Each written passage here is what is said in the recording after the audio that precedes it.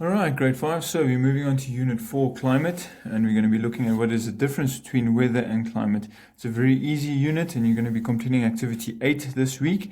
All right, but there's just a few things that I need you to remember. Okay, so firstly, it says here that both weather and climate describe the temperature, the rainfall and other precipitation, as well as cloud cover and wind.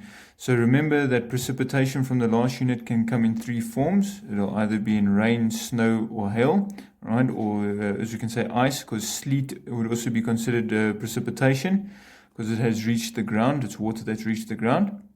Okay, but the important thing here is that to know that weather is over a short period of time and climate is over a long period of time. So if we read through this paragraph, it says that weather describes these conditions over a short period of time, such as a day or even a few hours. The area described is also small, such as a village or a section of a province. So you'll know if you've watched the news and you've seen the weather, you'll see that the weather will give you the temperatures for each city, and then it'll tell you what it'll be like. So they'll tell you whether it's going to rain, they'll tell you what the wind and the cloud cover will look like, as well as what the temperature will be. Whereas with climate describes the same conditions, but over a long time and over a bigger area. So now we're in winter and we have a cold day, so it wouldn't be fair to say that South Africa has a cold climate. Okay, we can say that we had cold weather on that day, but if we look at the climate, we look in our new words, it says describes the temperature, rainfall and winds, as well as clouds over a big area such as a province or even a country. So we're looking at South Africa for a long period of time, such as a season or a year.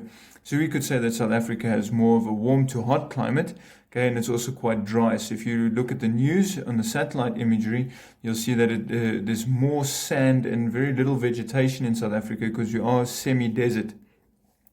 On page 76 still, you'll read through the different kinds of climate in South Africa. So these are looking more at provinces, and it tells you where these grade 5 learners come from. So the one, for example, says I live in Limpopo province, where we have hot summers with thunderstorms, and in winter it is warm and sunny, during the day, but it gets very cold at night.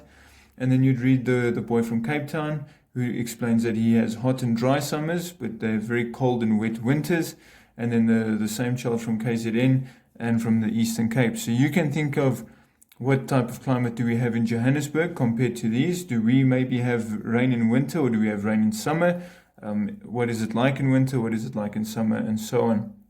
So looking at different climates in South Africa, this is what's going to be relevant to your activity 8 on page 77. But before you get started with activity 8, please, just to recap grade 5s, the most important thing to remember is that weather is over a short period of time, and weather will also explain temperature, rainfall, and cloud cover, as well as wind speed.